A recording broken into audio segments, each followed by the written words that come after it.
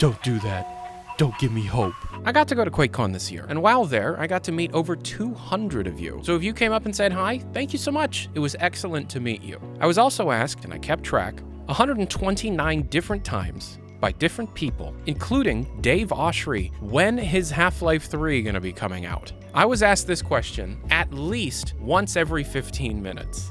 Was asked this question by random people and people that I have respected most of my professional life. Eventually, I just started telling people that it was announced the day before and that they had just somehow missed it because they were probably on an airplane. One guy was drunk and believed me, and I felt bad. But to answer the question definitively, I don't know. Nobody knows. The only people that know is Valve, and it's possible that even they don't know. It's been over a month since the last time we've had an episode of this, and there have been new things found in the data mines, as well as some other interesting information to cover. So once again, settle in. Thank you for watching, and let's get started. And this video is sponsored by FlexiSpot. I sit here, frankly, an irresponsible number of hours, editing, data mining, streaming, so the chair and desk have to pull my weight. This is the FlexiSpot C7 Max Gaming. The headrest actually tilts where I work, the entire backrest raises to match my height, seat depth dials in so your knees aren't jammed, and the 5D armrests meet you wherever you're typing, gaming, or just thinking. The latex and memory cushion keeps me from fidgeting, and yes, recline and footrest is great. Now the desk. This is the E7 Plus. And it's 4 legs, not 2, which matters when you're tall or loaded up. 4 frames equals more stability in height and real load capacity. Typical 2-leg desks do 200 to 250 pounds. The E7 Plus is rated for 540 pounds static and 440 pounds lifting. You got 3-stage legs that go up to 51.57 inches, also known as genuinely tall friendly. A 15-year warranty, 30-day risk-free return, and the keypad itself has a USB charger built in. Compared to other 4-leg standing desks, which are typically priced at higher than $1,000, the E7 Plus gives you a budget-friendly choice, but nearly the same experience. FlexiSpot is having mega sales now, and don't miss out on the chance to get your own E7 Plus 4-leg standing desk. If you have a limited budget, you can choose their E7 Premium desk. Use my code for $50 off. Check out the links below. Now, back to it. I've been thinking since the very beginning of this ad that you should have put socks on. Boom. Can you believe it? Just look at that. Dang, that's a crazy graph, isn't it? That's so exciting. Anyway, fire, leak oil, fire, leak water, enemy in vehicle, vehicle melee side, vehicle top speed scale, vehicle Jeep removed. Get modifier gravity scale, modifier value gravity scale. Body group choice. Modifier value body group choice override. Vehicle top speed scale override. Modifier value vehicle top speed scale. Liquid property contents. A particle simulation system specifically for liquids, specifically developed for HLX.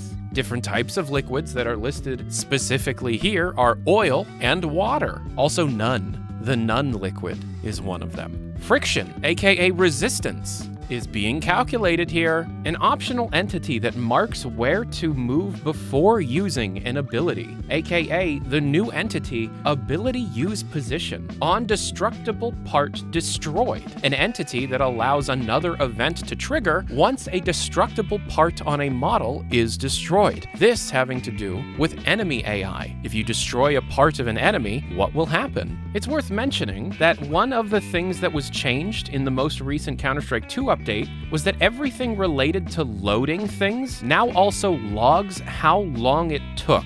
The game is logging how long it takes to load each individual component of a level. This heavily implies that they are working on optimizing their load times. There is now a new save version variable, which allows the game to choose whether to use the new save system or the legacy, aka old save system. These are options for a value in the Forge Game Data or FGD file. The E here means enum, because for some reason they're using code naming conventions. It's all part of the cleanup they did to the AI sound entity when it became AI volumetric event that we discussed last video. React to source, danger approaching, allies only react, cause NPCs to blindly panic, squad only reacts, only combine reacts, and Combine ignores. Damn, that's some optimization stuff. You guys like optimization passes? Damn, it's almost like it's only smart to optimize your game to this extent when you know that you're content locked and you won't be changing the systems that are basically put into the game,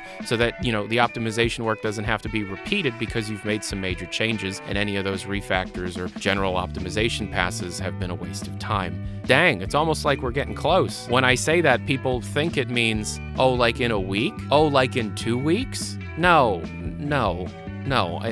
Within a year.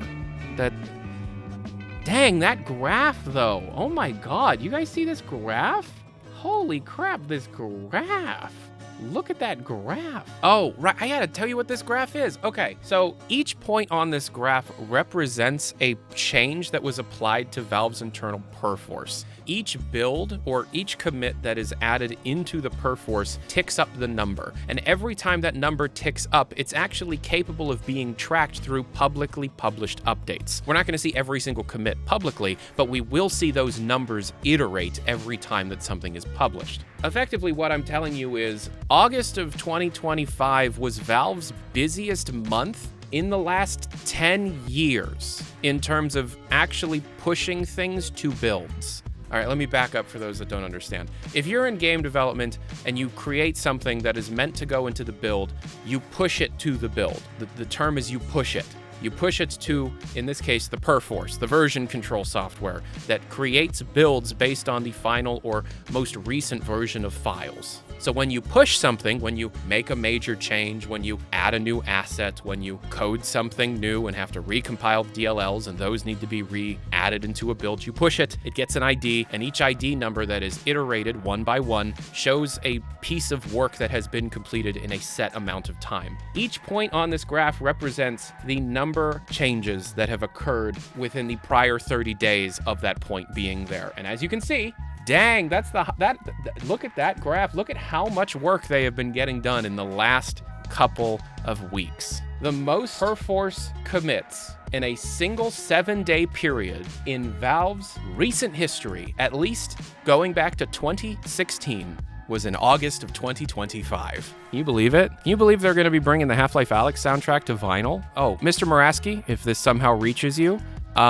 Midnight Riders vinyl. Put in the Christmas song in that too, please. Okay? Also, don't do that. Don't give me hope. I love you guys. Get a better comment. Also, this graph, isn't this graph crazy? It's something that should be stated about this graph is it's covering all projects internally at Valve, not just HLX.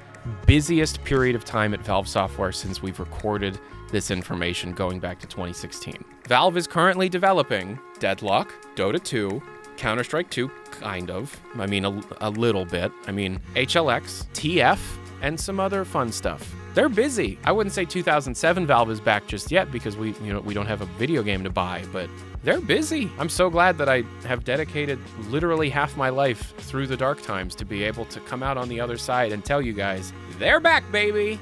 Look at this graph. The mod I'm playing is Air Exchange Revised. I know that we're still gonna get like 18 different people asking me what the mod that's being played in the comments right now, even though I'm saying right now what we're playing. That's just how it goes. But if you see in the comments section somebody ask that question, please help me out and make sure that people understand what it is. The link to it is in the description below. It's called Air Exchange Revision Mod. It's phenomenally made.